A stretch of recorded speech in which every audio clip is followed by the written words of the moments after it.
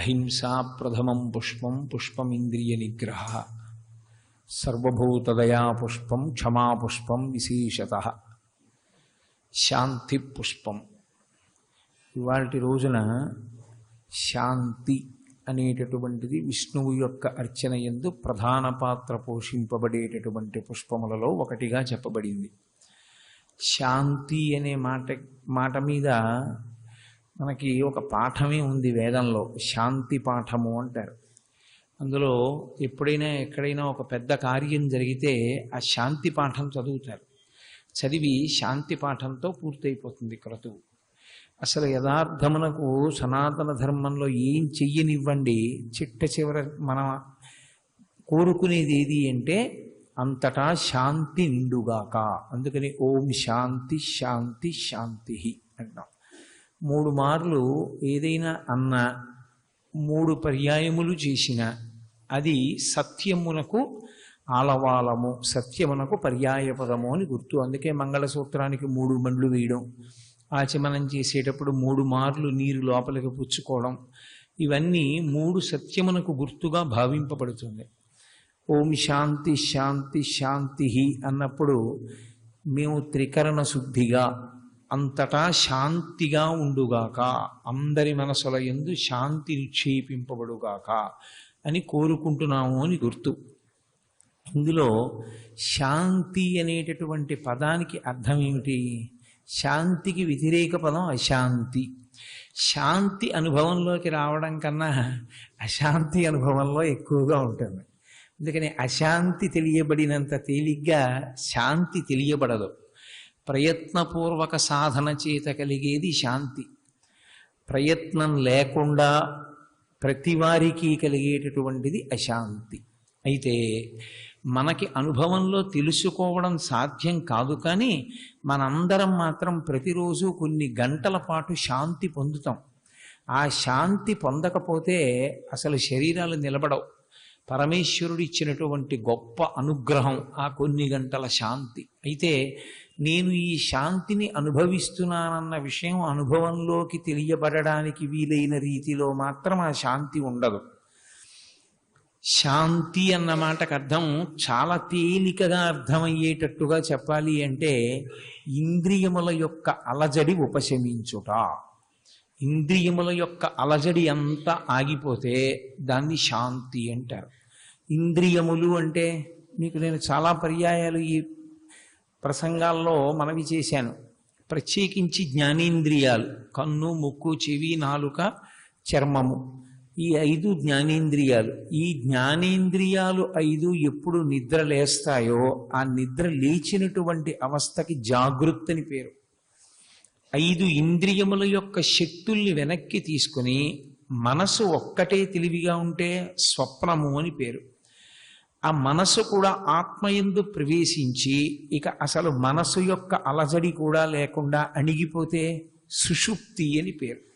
అవస్థాత్రయము అంటారు దాన్ని. ఈ అవస్థాత్రయమునందు 3 అంకె మీద తిప్పుతూ ఉంటుంది పరదేవత సమస్త లోకాన్ని. అందుకే మహామాయా విశ్వం భ్రమయసి పరబ్రహ్మ మహిషి అంటారు శంకర భగవత్పాదులు సౌందర్యలహరిలో. ఆమె మహామాయా స్వరూపిణి అయి ఈ 3టి యందు తిప్పుతూ ఉంటుంది. భూత భవిష్యత్ వర్తమాన కాలములు, జాగ్రత్త స్వప్న సుషుప్తి అనబడేటటువంటి అవస్థలు, వీటిలో తిరుగుతూ ఉంటాడు. ఈ జాగ్రత్త స్వప్న సుషుప్తిలో ఇంద్రియములతో కూడి మనసు తెలివిగా ఉంటుంది. అంటే ఇంద్రియములు పనిచేస్తుంటాయి, మనసు పనిచేస్తుంటుంది. సమస్త అలజడికి కారణం అక్కడే ఉంటుంది. కన్ను పనిచేస్తూ ఉంటుంది, ముక్కు పనిచేస్తూ ఉంటుంది, చెవి పనిచేస్తూ ఉంటుంది, నాలుక పనిచేస్తుంది, చర్మము పనిచేస్తూ ఉంటుంది, కర్మేంద్రియములు పనిచేస్తుంటాయి, మనసు పనిచేస్తుంటుంది. ఇవి అన్నీ పనిచేస్తున్నప్పుడు వచ్చేటటువంటి పెద్ద సమస్య ఎక్కడ ఉంటుందంటే నిరంతరము కొన్ని లక్షల విషయాలతో సమన్వయం చెందుతూ ఉంటుంది మనసు. దీనికి ఈ 5 జ్ఞానేంద్రియముల ద్వారా బ్రహ్మాండముతో అనుసంధానం అవుతూ ఉంటుంది. నిరంతర ప్రక్రియ అది. ప్రతి క్షణం బ్రహ్మాండంతో పిండాండం అనుసంధానం అవుతుంది. ఈ అనుసంధానమయ్యేటటువంటి ప్రక్రియలో శబ్ద స్పర్శ రస రూప గంధములని 5 తన్మాత్రల ద్వారా 5 జ్ఞానేంద్రియములు బ్రహ్మాండముతో సమన్వయం అవుతాయి. మీకు నేను తేలికగా అర్థమయ్యేటట్టు చెప్పాలి అంటే, అసలు పిండాండము యొక్క అస్తిత్వము, ఉండడము అనేటటువంటిది బ్రహ్మాండ సమన్వయము చేతనే ఉంటుంది. నేను మీకు ఒక ఉదాహరణ చెప్పాలి అంటే, నాకు ఆకలేసింది. నాకు ఆకలేస్తే పిండాండంలో పదార్థం కావాలి. పిండాండంలోకి పదార్థాన్ని ఎవరిస్తారు? బ్రహ్మాండం ఇస్తుంది. బ్రహ్మాండంలో ఒక యాపిల్కాయ అంటే పృథివీ. ఆ పృథివిని తీసుకుని నేను ఈ పిండాండంలో పడేస్తే పిండాండం ఊరుకుంటుంది, ఆకలి తీరుతుంది. ఇప్పుడు ఈ పిండాండంలో పిప్పి మిగిలింది, ఎవరు పుచ్చుకోవాలి? బ్రహ్మాండం పుచ్చుకుంటుంది. మళ్ళీ పిండాండానికి నీళ్లు కావలసి వచ్చాయి, దాహం వేసింది, ఎక్కడి నుంచి పుచ్చుకుంటుంది? బ్రహ్మాండంలోంచి పుచ్చుకుంటుంది. పిండాండంలో నీళ్లు మిగిలిపోయాయి, కల్మషభూయిష్టమైనటువంటి జలం ఉండిపోయింది. ఇప్పుడు అది మూత్రముగా బయటికి వెడుతోంది, ఎవరు పుచ్చుకుంటారు? బ్రహ్మాండం పుచ్చుకుంటుంది. పిండాండానికి గాలి కావాలి, ఎవరిస్తారు? బ్రహ్మాండంలోంచి పుచ్చుకుంటుంది. దీని లోపలికి వెళ్ళాక మలినమైపోతుంది గాలి. ఈ మలినమైపోయిన గాలిని మళ్ళీ ఎవరు పుచ్చుకుంటారు? బ్రహ్మాండం పుచ్చుకుంటుంది. ఈ సమన్వయం ఉంటుంది. బ్రహ్మాండ పిండాండముల మధ్యగా జరిగేటటువంటి సమన్వయమునకు వేదాంతమునందు బ్రతికి ఉండుట అని పేరు. బ్రతికి ఉన్నాడు, భవతి ఉన్నాడు అని దేని చేత పిలుస్తారంటే, వేదాంతంలో బ్రహ్మాండ పిండాండ సమన్వయం నడుస్తున్నంతసేపు ఉన్నాడు. ఇందులో బ్రహ్మాండ పిండాండ సమన్వయం ఆగిపోతోందనుకోండి, ప్రమాదం వైపుగా వెళ్ళిపోతున్నాడని గుర్తు. తిన్న పదార్థం త్వరగా జీర్ణం అవ్వలేదు, అంత పెద్ద ఇబ్బంది కాదు. లేకపోతే తిన్న పదార్థం బయటికి వచ్చేసింది, అంత అకస్మాత్ ప్రమాదం కాదు. అసలు నీళ్లు లోపలికి వెళ్ళినవి ఉండట్లేదు, బయటికి వస్తున్నాయి, ఇంకొంచెం ప్రమాదం. గాలి లోపలికి వెళ్ళటం లేదు, లేదా లోపలి గాలి బయటికి రావట్లేదు, అసలు ఇక చెప్పక్కర్లేదు, అంత ప్రమాదం. అందుకే ఈ పిండాండము ఉండడం అన్నది దేని మీద ఆధారపడింది అంటే, బ్రహ్మాండముతో సమన్వయం అవడంలో ఆధారపడి ఉంటుంది. అయితే ఇంద్రియముల యొక్క సమన్వయం బ్రహ్మాండంతో ఎలా ఉంటుంది అంటే, మనసు మీదకి ఉంటుంది దాని యొక్క శక్తి. కన్ను చూస్తూ ఉంటుంది, అనేక విషయాల్ని చూస్తుంది. దాని ధర్మమే చూడడం. కంటి యొక్క ప్రధాన ధర్మము చూచుట. అందుకే సంస్కృతంలో కంటికి పేరు నయనము. నయనము అంటే నాయక, నయనము దగ్గరి పేర్లు. నాయక ఇంద్రియములనన్నింటినీ కూడా అది నాయకత్వం వహించి ముందుకు నడిపిస్తుంది. ముందు కంటి చూపు చేత ఆకర్షింపబడతాడు. ఎక్కడో ఏదో చూస్తాడు, ఆగుతుంది మనస్సు. ఇది బాగుందంటుంది. ఇది బాగుంది అనగానే మనస్సుకుండే లక్షణం ఏమిటంటే, అది నాదికైతే బాగుండు, నేను దాన్ని అనుభవిస్తే బాగుండు అంటుంది. అది తీరిందనుకోండి, అలజడే. వేదాంత శాస్త్రంలో అసలు మనసు యొక్క శక్తి చాలా ఖర్చు అయ్యేది ఎప్పుడు అంటే, మీరు ఏదైనా వస్తువుని అనుభవించడం ప్రమాదం. అనుభవించకపోవడం కన్నా అనుభవించడమే ప్రమాదం కింద చెప్తారు. ఎందుకో తెలుసా? మీరు ఏదైనా వస్తువుని అనుభవించారనుకోండి, వెంటనే దాని రుచిని తెలుసుకుంటుంది మనసు. రుచి అంటే సంస్కృతంలో రుచి అంటే తెలుగులో రుచిలాగా ఏదో తినబడే వస్తువు అని మీరు అనుకోకూడదు. దానిని అనుభవించినప్పుడు ఎలా ఉంటుంది అన్న అనుభవాన్ని గుర్తించడానికి రుచి అని పేరు. అది తినే పదార్థమే అయి ఉండక్కర్లేదు, ఏదో పులిహారో చక్ర పొంగలో అయి ఉండక్కర్లా. ఈ ఏసీ వేస్తే ఎలా ఉంటుంది అన్నది నాకు తెలియదు. నేను పుట్టగానే ఏసీలో పుట్టలేదు, నేను పుట్టగానే ఏసీలో పెరగలేదు, మా ఇంట్లో ఏసీ లేదు నా చిన్నతనంలో. నేను కొంత పెద్దవాడిని అయిన తర్వాత ఎండ మొదట అనుభవించాను. ఎండ ఇలా ఉంటుందని. తర్వాత విసినికర్ర, తర్వాత ఫ్యాను.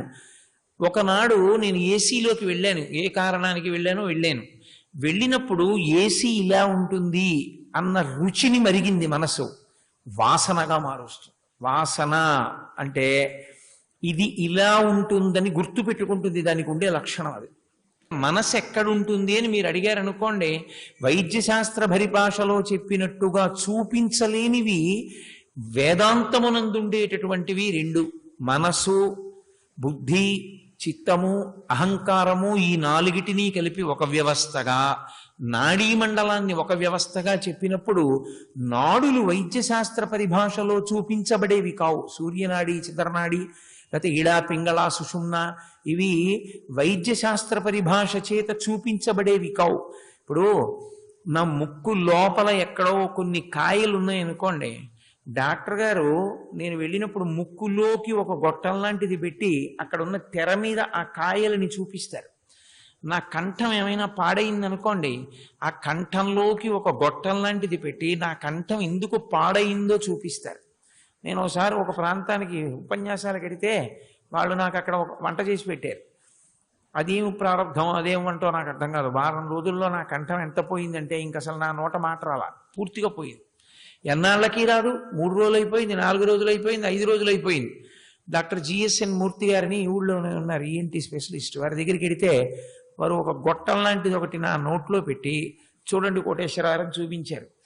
చూపిస్తే నాకు అర్థమైంది ఏమిటంటే అదంతా లోపల ఏదో గబ్బు పట్టేసినట్టుగా అయిపోయి ఎర్ర చింత నిప్పులు అయిపోయి ఉన్నాయి.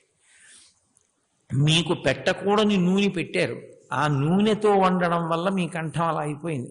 ఎక్కడ పడితే అక్కడ మీరు ఇక భోజనం చేయకండి అని ఆయన సలహా ఇచ్చారు. ఆనాటి నుంచి ఈనాటి వరకు నేను ఎక్కడ పడితే అక్కడ భోజనం చేయడం అనే సాహసం చేయలేదు ఇంకా. ఎందుకంటే ఒకటే ఉపన్యాసాలు చెప్పుకోవాలని కోరిక కాదు, నేను పరమేశ్వరుణ్ణి సేవించుకోవడానికి నాకున్న పెద్ద సాధనం అదే. ఆ సాధనం పోతుందేమో అని, అంతే. కాబట్టి భగవంతుని సేవ చెయ్యడానికి కంఠం ఉపయోగపడింది, సరే పక్కన ఉంచండి. మనసు వాసనని, రుచిని వాసనగా మార్చుకుంటుంది, అంటే జ్ఞాపకం ఉంచుకుంటుంది.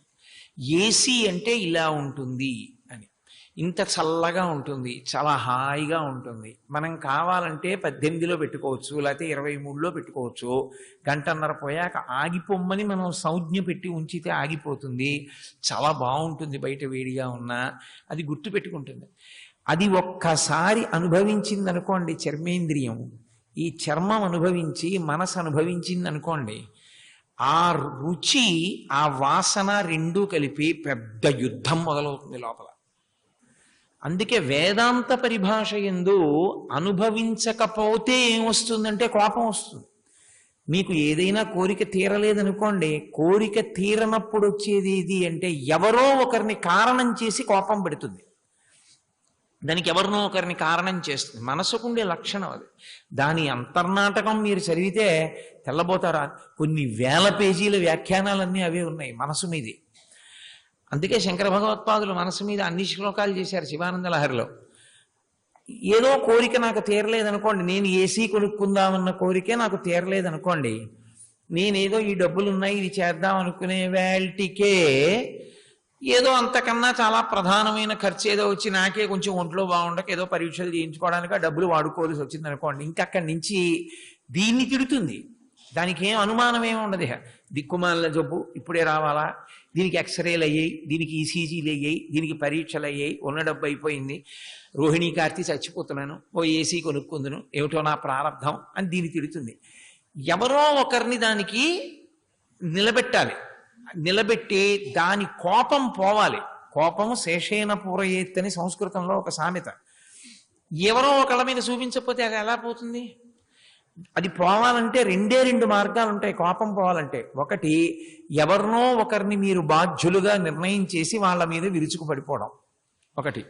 అంటే ఇవన్నీ ఆచరించమని నేను చెప్తున్నానని మీరు అనుకోకూడదు, నేను మనస్సు యొక్క ఉద్ధతిని మాట్లాడుతున్నాను అంతే. రెండవది, సహనము చేత గెలవడం.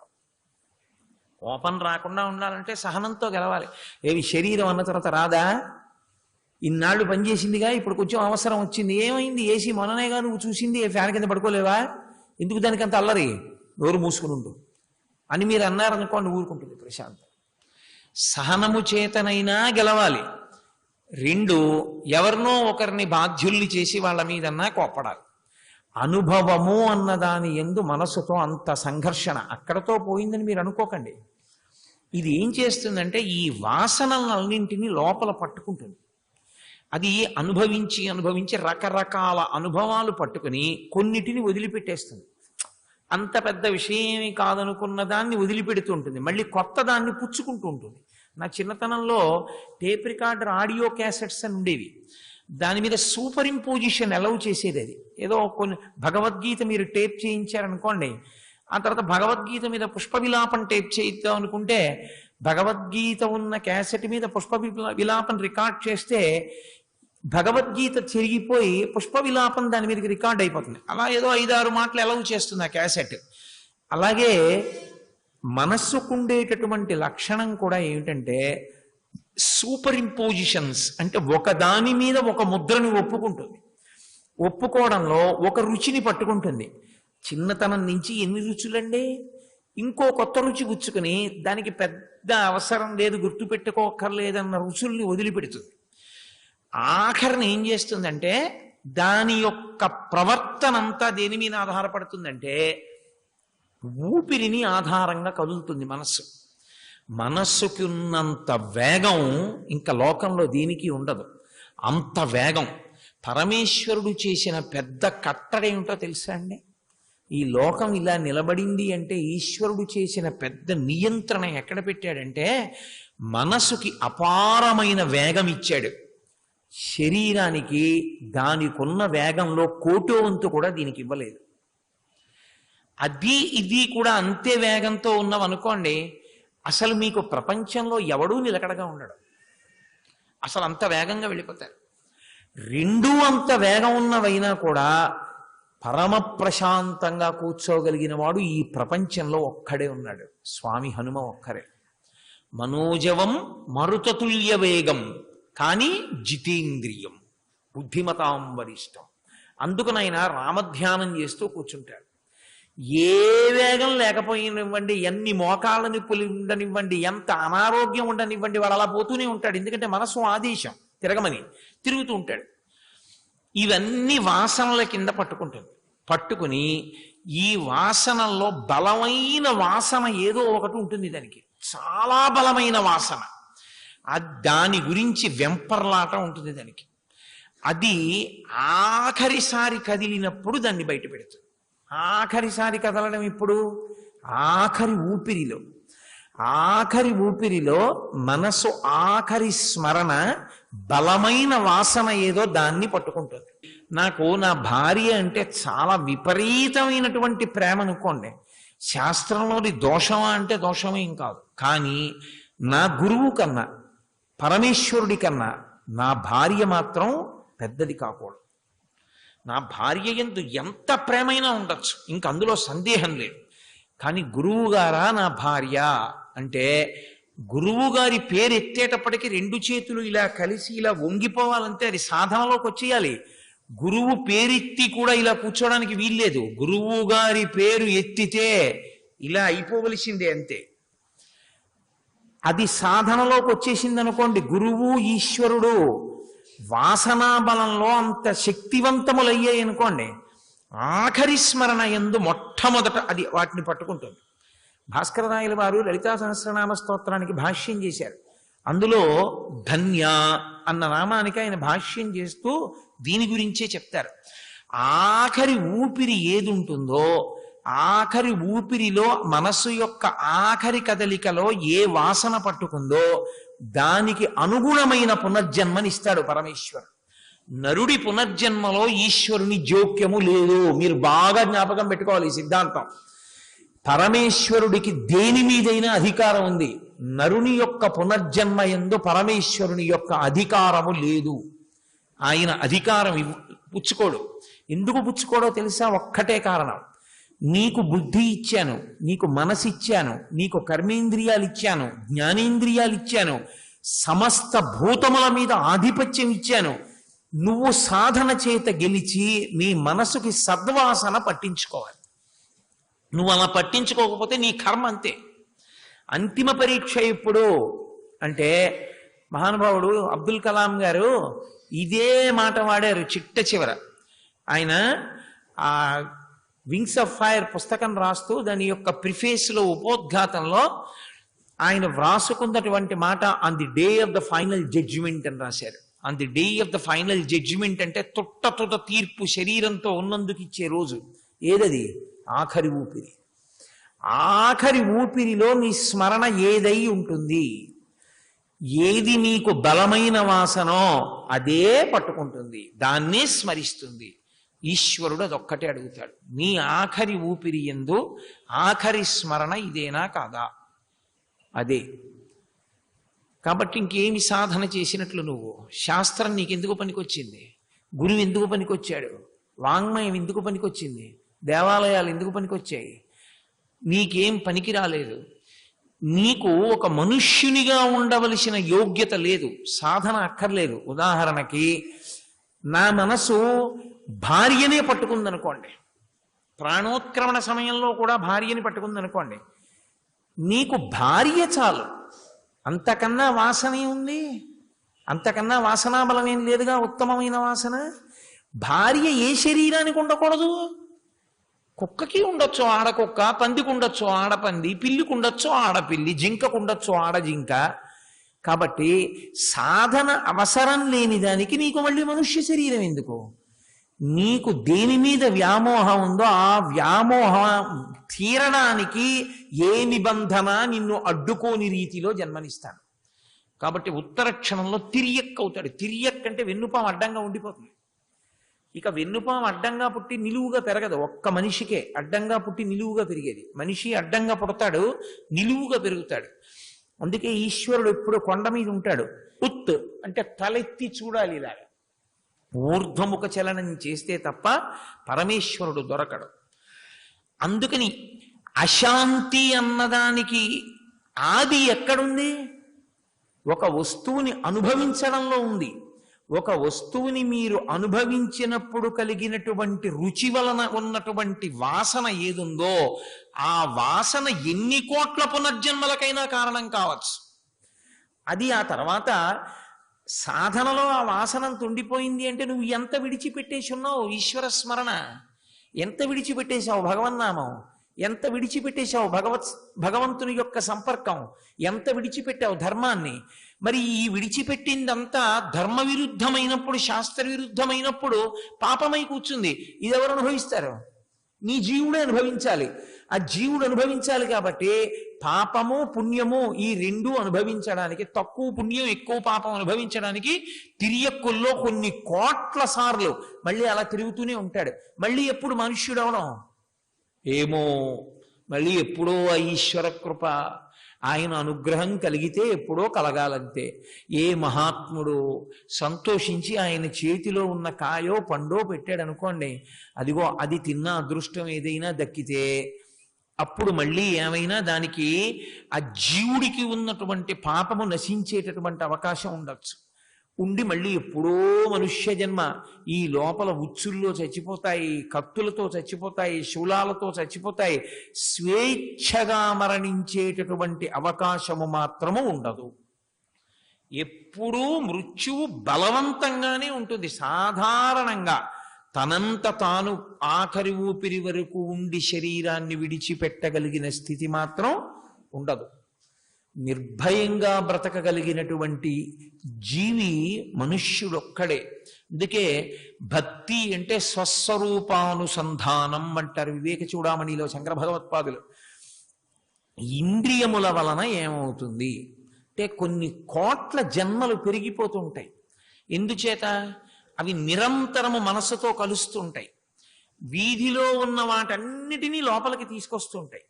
అన్ని లోపలికి తీసుకొచ్చి మనసు ఎక్కడో అక్కడ కలుస్తుంది. కలిసి ఇది బాగుందంటుంది. అలా అన్నదో ఉపద్రవం వచ్చేసింది. ఇక వెంటనే తర్వాతి విషయం ఏమిటంటే నాకది కావాలి. అక్కడ ఇంకా యుక్తాయుక్త విచక్షణ ఏముండదు దానికి. తప్ప ఒప్ప అలా అడగచ్చా, మనకు ఆ అధికారం ఉందా, మనం దాన్ని పొందొచ్చా పొందకూడదా, ఏమి ఉండదు. వెంటనే అది విడిచిపెట్టేసేది ఏది అంటే శాస్త్రాన్ని విడిచిపెడుతుంది. విడిచిపెట్టడానికి ఏం మాట చెప్తుందంటే పర్వాలేదులే అంటుంది. అందుకే మీరు చూడండి, రావణుడు ఎప్పుడు చెప్పినా ఏం చెప్తాడంటే స్వర్ధమోరక్షసాంభీరు సర్వధైవన సంశయ గమనం వా పరస్త్రీణాం మరణం సంప్రమధ్యవా. చేసే తప్పు పనిని ఏం పర్వాలేదని సర్ది చెప్తుంది. అదే పనిగా సర్ది చెప్పేటటువంటి మనస్సు యొక్క క్రీడకి అలవాటుగా దాన్ని స్వేచ్ఛ ఇచ్చి విడిచిపెడితే అది ఇంద్రియములతో ఎడతెగని సంపర్కాన్ని పొందుతూ రకరకాల కోర్కెలు, రుచులు, వాసనలు, పాపకర్మ, శాస్త్ర విరుద్ధమైనటువంటి ప్రవర్తన లోపల వాసనాబలాన్ని పెంచుకోవడం చేస్తుంది. దీని వలన అశాంతి. అశాంతి అన్నమాట ఎవరి వైపుకి మాట్లాడుతుందంటే శాస్త్రం ఒక్కరి గురించి మాట్లాడుతుంది. ముందు వ్యక్తి గురించి మాట్లాడుతుంది. 1,00,000 మంది శాంతి గురించి, సమాజ శాంతి ఇలాంటి మాటలు శాస్త్రం ఎత్తుకోదు. మొదట శాస్త్రం మాట్లాడేది ఏంటంటే నీ శాంతి. ఏ జీవుడికి ఆ జీవుడికి. ప్రతి జీవుడు శాంతితో ఉన్నాడు అనుకోండి, ఇక సమాజ శాంతి కాకపోతే ఏమిటది? సమాజములన్నీ శాంతిగా ఉన్నాయనుకోండి, దేశ శాంతి. దేశాలన్నీ శాంతిగా ఉంటే ప్రపంచ శాంతి. అసలు శాంతి అన్నది ఎక్కడ పోతుంది? ఒక్కడి వల్లే పోతుంది. మొట్టమొదట ఏ ఒక్కడు సంస్కరించబడకపోయినా ఉపద్రవం ఉంటుంది. కొలనంతా ప్రశాంతంగా ఉంది, ఒక చిన్న ఆకు పడింది చాలు, తరంగాలు వస్తాయి, కదలికలు వస్తాయి. ఒకడు దారి తప్పాడనుకోండి, ఆ దారి తప్పిన స్థితిని మీరు తీసుకొచ్చి సమాజంలో చొప్పించారా, పోతుంది సంస్కృతి. పశ్చిమ దేశాల సంస్కృతిని మీరు తీసుకొచ్చి భారతదేశంలో ప్రవేశపెట్టారా, ఇక్కడ కూడా భోగలాలస పెరిగిందా, అయిపోయిందంటే ఇక్కడ సంస్కృతి నాశనం అయిపోతుంది. ఒకసారి సంస్కృతి నశించిపోయిందా, ఇక మీరు మళ్ళీ ఆ సంస్కృతిని తీసుకురాలేరు. చాలా కష్టం. సంస్కృతి అనేటటువంటి మాటకు అర్థం బాగా అర్థం చేసుకోవాలి. సంస్కృతి అంటే సంస్కరించునది, పవిత్రమైన భావజాలము. శ్రీ ఉమామహేశ్వర పరబ్రహ్మార్పణమస్తు. స్వస్తి.